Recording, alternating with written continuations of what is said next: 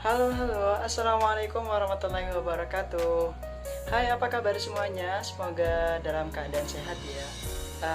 Langsung saja, kami dari kelompok 11 yang beranggotakan Nova Dwi Febriani dengan NIM 1903121000600 dan Safitri Salsabila dengan NIM 1903211000081 dan saya pribadi Chairul Anam dengan NIM 1903211000122. Di video kali ini kami dari kelompok 11 akan menjelaskan materi tentang kriteria investasi dengan mata kuliah studi kelayakan bisnis kelas C. Kira-kira apa sajakah materi yang akan kami sampaikan? Simak videonya.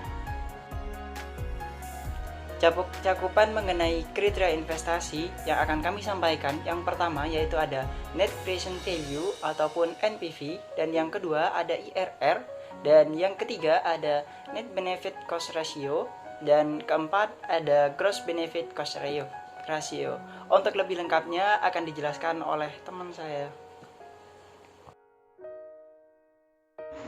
Materi selanjutnya yaitu tentang Net Present Value atau NPV.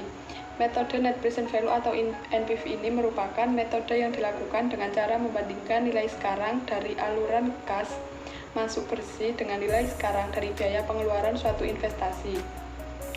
NPV merupakan metode analisis keuangan yang memperhatikan adanya perubahan nilai uang karena faktor waktu. Proyeksi arus kas dapat dinilai dari sekarang atau periode awal investasi melalui pemotongan nilai dengan faktor pengurangan yang dikaitkan dengan biaya modal atau persentase bunga. Kriteria untuk mengetahui apakah suatu proyek investasi layak dijalankan atau tidak dengan cara menggunakan antara present value atau nilai saat ini dan aliran kas bersih operasional atas proyek investasi selama umur ekonomis termasuk terminal cash flow dengan inisial cash flow.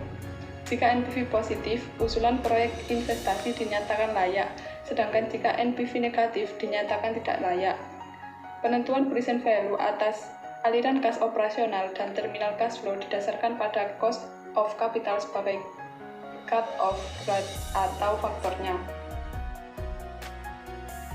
Untuk contoh soal dapat dilihat seperti yang ada pada slide, dan untuk cara perhitungannya yaitu NPV sama dengan jumlah net benefit yang telah didiskon dikurangi cost yang telah didiskon, maka hasilnya yaitu present value manfaat bersih sama dengan 5.160. IRR atau Internal Rate of Return merupakan hasil yang diperoleh dari proposal bisnis, yaitu diskonto atau diskon rate yang menjadi sebuah present value dari aliran kas yang masuk atau cash inflow yang sama dengan investasi awal. Misal, ketika sebuah investasi memiliki IRR sebesar 10%, maka dapat diartikan bahwa investasi tersebut akan menghasilkan tingkat pengambilan tahunan sebesar 10%. IRR dapat dijadikan sebuah indikator dari tingkat efisiensi sebuah investasi. Sebuah proyek atau investasi dapat dilakukan apabila laju pengembaliannya atau rate of return lebih besar dari laju pengembalian investasi lain.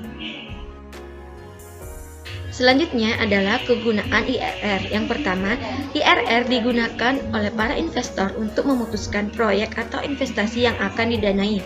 Misalnya, IRR dapat membantu memilih antara membeli mesin baru atau berinvestasi dalam pengembangan produk. IRR untuk menghitung pengembalian yang diharapkan atas pembelian saham. Kemudian untuk menentukan hasil obligasi hingga jatuh tempo, dan untuk menyeimbangkan risiko dan hadiah saat membeli real estate. Kegunaan IRR yang kedua bagi pemodal ventura atau investor ekuitas swasta, yaitu IRR digunakan untuk mengevaluasi investasi di perusahaan. IRR sensitif terhadap biaya modal atau bunga yang dibebankan pada pinjaman yang diambil untuk mendanai investasi. Jika IRR investasi kurang dari biaya modal, maka investasi tersebut lebih baik tidak dilanjutkan karena akan mendatangkan kerugian.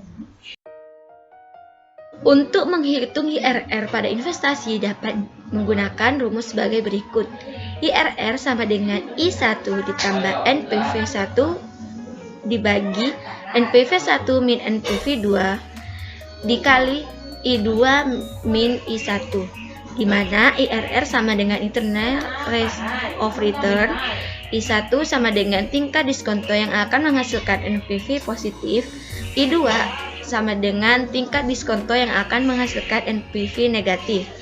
NPV 1 sama dengan net present value yang bernilai positif, sedangkan NPV 2 sama dengan net present value yang bernilai negatif. Internal rate of return atau IRR juga dapat dihitung dengan mencoba suku bunga yang akan memberikan nilai NPV positif. Rumus alternatif IRR adalah sebagai berikut. IRR sama dengan IT besar ditambah NPV IT besar per NPV IT besar dikurangi NPV IT kecil dikali IT besar dikurangi IT kecil, di mana IRR sama dengan internal rate of return, IT besar sama dengan bunga rendah, IT kecil sama dengan bunga tinggi, NPV IT besar sama dengan NPV pada bunga rendah, sedangkan NPV IT kecil sama dengan NPV pada bunga tinggi. Contoh soal perhitungan NPV. Misalkan sebuah perusahaan mempertimbangkan usulan proyek investasi sebesar 150 juta rupiah. Umur proyek diperkirakan 5 tahun tanpa nilai sisa. Arus kas yang dihasilkan pada tahun pertama adalah sebesar 60 juta rupiah, pada tahun kedua sebesar 50 juta rupiah, pada tahun ketiga sebesar 40 juta rupiah, pada tahun keempat sebesar 35 juta rupiah, dan pada tahun kelima sebesar 28 juta rupiah.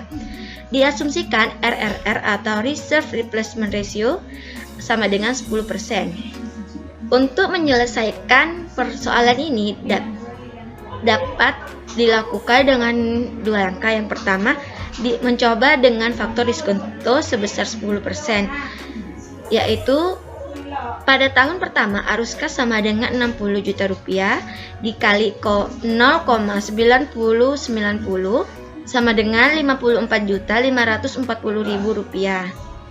Pada tahun kedua arus kas sama dengan 50 juta rupiah dikali 0,8264 sama dengan 41.320.000 rupiah.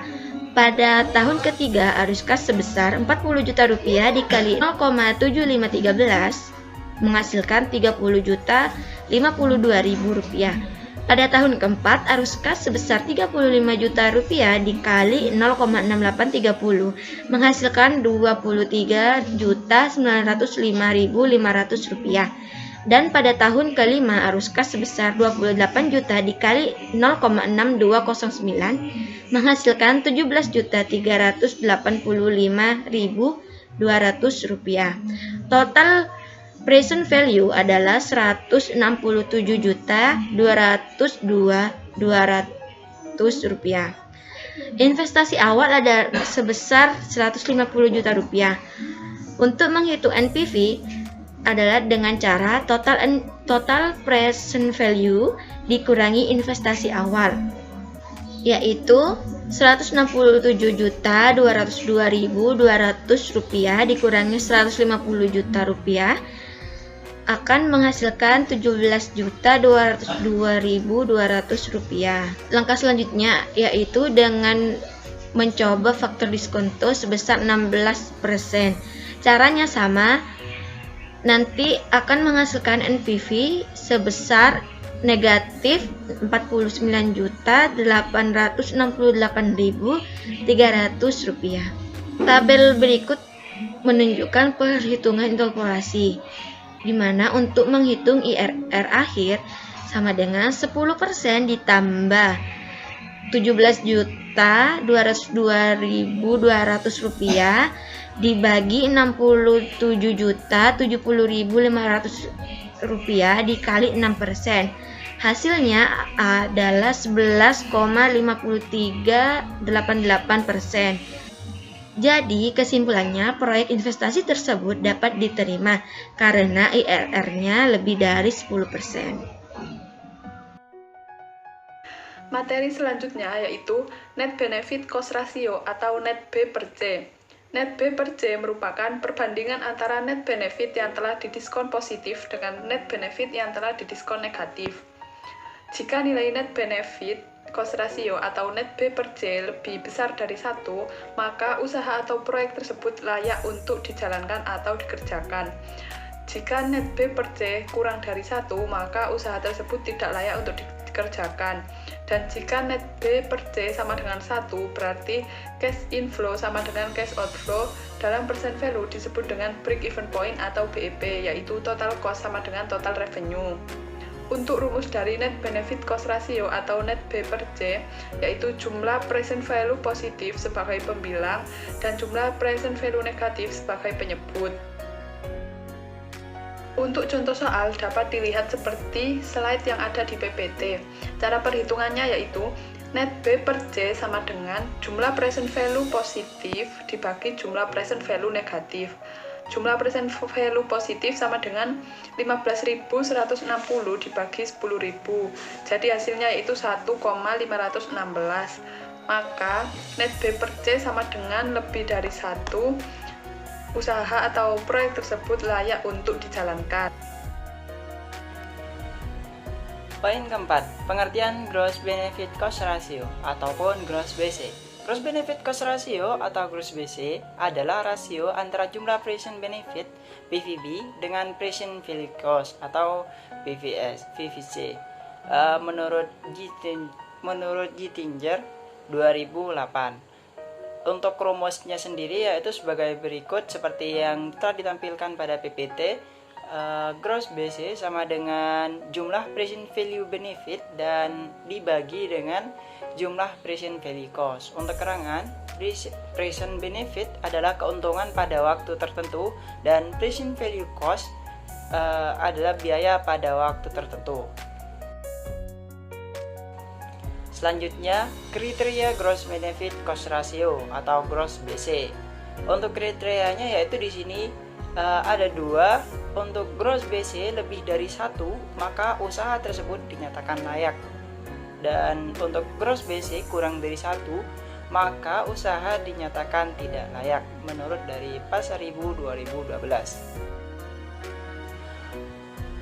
Untuk contoh dari Gross BC yaitu diketahui jumlah present value benefit sama dengan 69,078 dan jumlah present value cost sama dengan 57964. Untuk rumusnya yaitu Gross BC sama dengan jumlah present value benefit dan jumlah present value cost.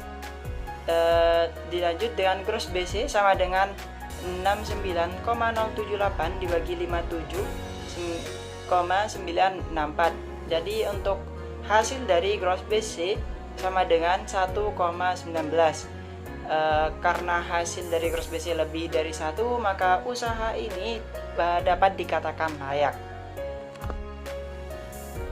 Untuk saudara tambahan mengenai present value benefit dan present value cost dapat dari mana sih? Untuk jumlah present value benefit yaitu adalah total cost dikalikan dengan diskon faktor. Dan juga untuk present value cost yaitu adalah benefit dikali dengan diskon faktor. Baik, cukup sekian presentasi dari kami. Apabila ada kesalahan mohon maaf dan kami ucapkan terima kasih atas perhatiannya. Assalamualaikum warahmatullahi wabarakatuh. Dadah.